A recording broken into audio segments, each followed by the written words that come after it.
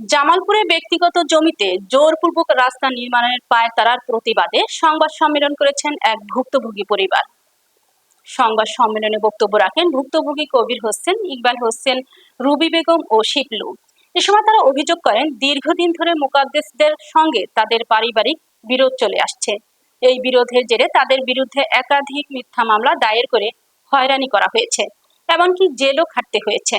বক্তারা আরো জানান, বর্তমানে প্রতিপক্ষ জোরপূর্বক তাদের ব্যক্তিগত জমি দখল করে রাস্তা নির্মাণের চেষ্টা করছে। যদিও মসজিদ ও সাধারণ মানুষের চলাচলের জন্য পূর্ব থেকেই 3 ফুট প্রশস্ত একটি রাস্তা বিদ্যমান রয়েছে, তারপরেও অতিরিক্ত জমি দখলের অপচেষ্টা চালানো হচ্ছে বলে তারা দাবি করেন।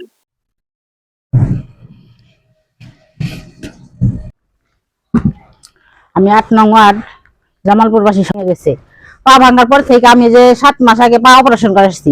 মসজিদের লোকজন যাবো, এই সমাজে যেই সমাজে লোকজন আমাদের যদি মুকাদ্দেসে 2 দিন পর পরে ভয় দেখায়, জামালপুরের প্রশাসন, ডিসি সাহেব, এসি সাহেব, আসসালামু আলাইকুম সবার কাছে।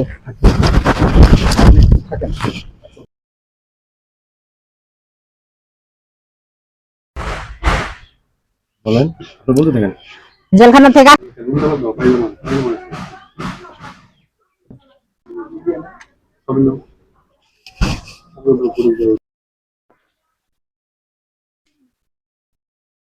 মসজিদের লোকজন যাবো, এই সমাজে যেই সমাজে লোকজন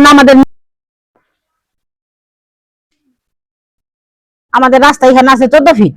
আমার শ্বশুরের জায়গা আমরা যাতায়াতের জন্য 3 ফিট রাস্তা রাখি, আর বাকিটুক আমরা নিয়েছি। যারা আমাদের শত্রু ভাবে এবং আমাকে জেল খাটাইছে, আমার স্বামীকে জেল খাটাইছে, আমাদের নামে মিথ্যা মামলা দিছে, অপবাদ দিছে। এই জন্য আমরা বাকি জায়গাটুক ওদের যাতায়াত করার জন্য বন্ধ করছি, 3 ফিট রাখছি সবার যাতায়াতের জন্য।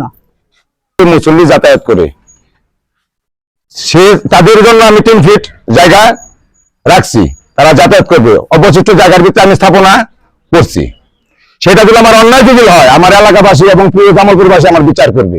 আমার এই জায়গা নিতে হলে, আমার এই জায়গাতে তারা বসবাস করতে হলে, ফ্রিভাবে বসবাস করতে হলে আমার এই জায়গার পরিবর্তে তারা জায়গা আমাকে দিতে হবে।